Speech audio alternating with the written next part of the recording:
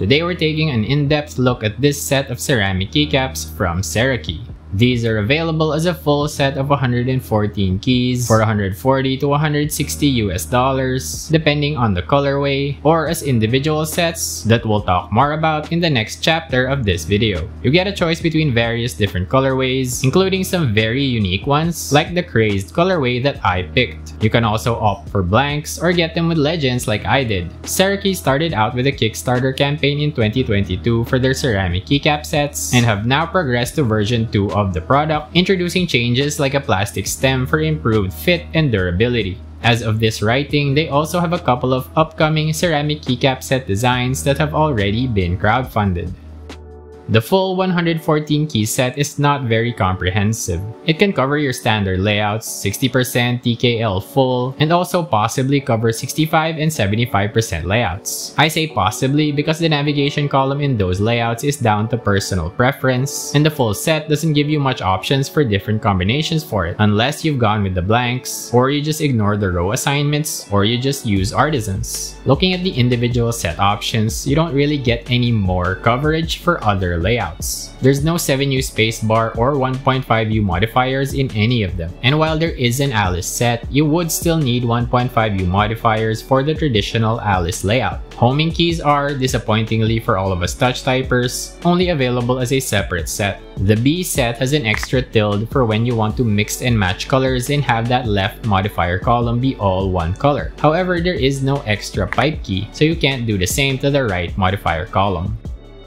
When I think of ceramics, I think of fragile objects that shatter when dropped. I've been known to drop a keycap or two while swapping out sets for the myriad typing test combinations I do for my videos, so durability was a concern, especially considering how slippery and glossy these keycaps are. Cerakey has a drop test video on their YouTube channel with a woman dropping different sized ceramic keycaps from around shoulder height. All of them survive unscathed. Cerakey attributes this to the industrial grade alumina ceramic that they use, which has a hardness second only to diamond. A quick Google search confirms this, although I did also find some disadvantages, such as low fracture toughness and poor thermal shock resistance. I am by no means an expert at any of this though, so please feel free to correct me or add more information in the comments. The crazed colorway that I picked also has some differences in production that I only found out about when I'd already received the set. The glaze of it is thicker and there's an extra UV coating, which results in a different keycap feel.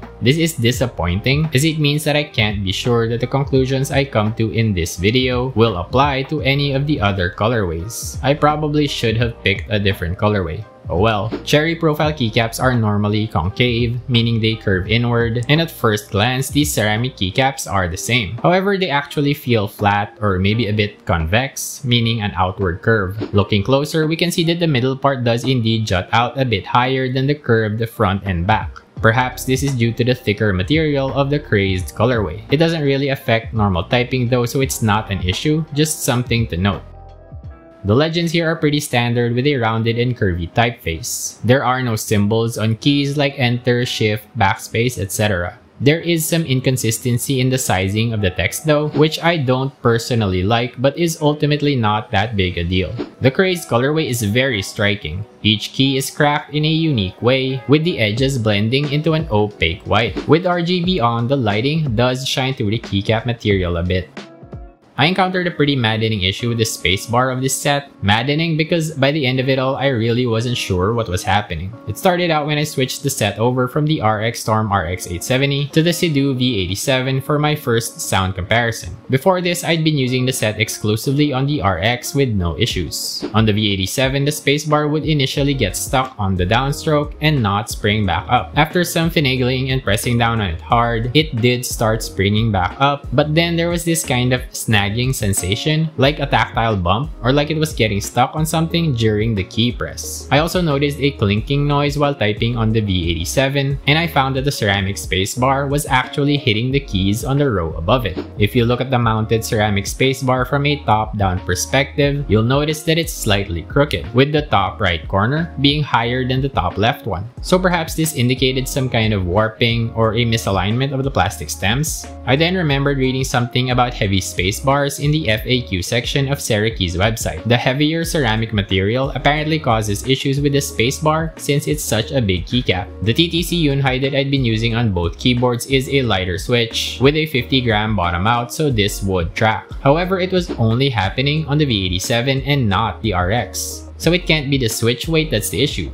right? I tried the Kailh Box Dark Yellow switch that was included with the set as recommended by Cerakey, but I found that I was still getting that strange snagging tactile sensation. Maybe it was the stabilizers? The RX has plate mounted ones while the V87 has PCB mounted ones. I tried the spacebar on yet another keyboard, the Fecker K75. This one has plate mounted stabs, so if it is an issue with PCB mounted stabs, then there should be no issue here. But there was, so it's not PCB mounted stabs. I then tried swapping the spacebar stabilizer between the K75 and the RX, and this caused the issue to newly appear on the RX and no longer on the K75. What the heck is going on? I ended up just transferring the RX stabs to the V87 to be able to make my sound tests without issues. I decided to reach out to Cerakey about this. They said that there weren't any warping concerns based on a video I sent. I also checked the stems with a ruler upon their recommendation, but couldn't find any significant misalignment. They offered me a free replacement and said that this is something that they offer to everyone within 1 year of receiving their order. I declined since I'd already wasted so much time on this and needed to finalize this video script already. Frustratingly, I found that the issue has completely disappeared on the V87, even with the PCB mounted stabilizers that had previously been acting up. I mean, what the hell, right? I can't wrap my head around it since it only seems to happen with specific combinations of switch, keyboard, and stabilizer, and it seems to just randomly appear and disappear with no logic whatsoever.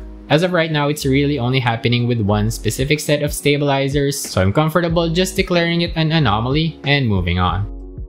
Let's test the sound that these keycaps make by isolating components and pitting them head to head. So we'll use the same keyboard, the RX 870 in its stock configuration, with the TTC Yunhai switches that it came with. The only component that will change between the two typing tests you're about to hear is the keycap set, the ceramic keycaps in the first one, and the ASA profile PBT double shot keycaps that came with the RX 870 in the second one.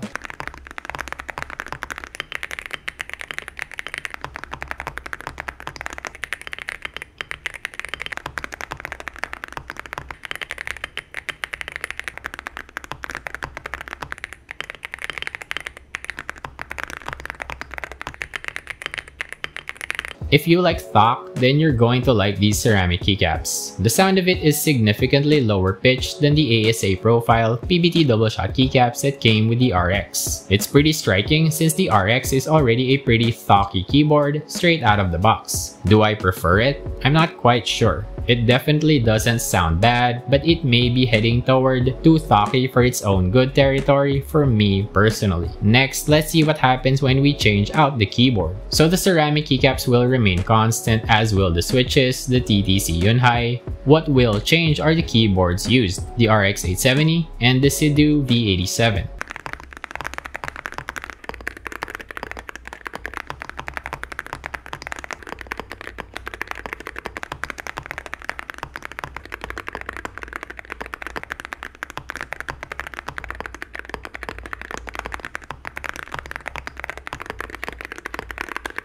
There is a difference here, but it's more subtle than the one in our previous comparison. To my ears, the V87 is louder and has a different pitch. Whether it's higher or lower, I can't really say for sure as it kind of changes for me with each listen. Let me know what you heard. Our last comparison will pit different switches head to head. The ceramic keycaps will once again remain constant, as will the keyboard, the RX 870. What will change are the switches. The TTC Yunhai once again, stock Mode Tomorrow tactiles, and lubed Jwick blacks.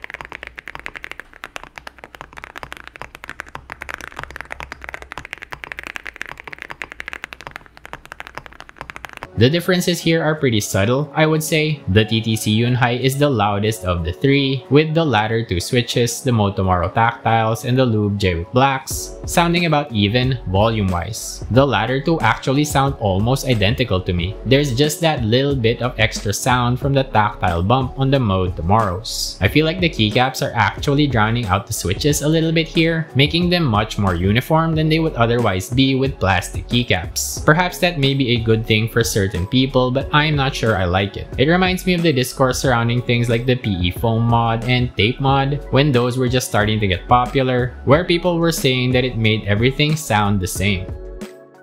So are these ceramic keycaps worth their high price tag? In terms of kitting, they're quite limited by the absence of a 7U spacebar and 1.5U modifiers. The 7U spacebar is perhaps not feasible due to concerns with weight and warping, which are already present on 6.25U spacebars. But they really need to add some 1.5U modifiers to that Alice set. The main thing you're paying for when buying this set though is that ceramic material, and it is super unique, very much unlike anything else in the hobby that I'm aware of. If that's all you're after, then I do think that this is worth it. For me, it's just not unique enough outside of the crazed colorway. If I were shelling out money on this, I'd love to get something even more unique, like their upcoming lacquered design. In terms of feel, I do prefer concave keycaps with some texture, but these don't feel bad at all and don't take all that long to get used to. In terms of sound, these will definitely bring the thok to any keyboard with any switch. If that's what you're after, then that's great, but for me, it's just a tad bit too intense, kind of masking the character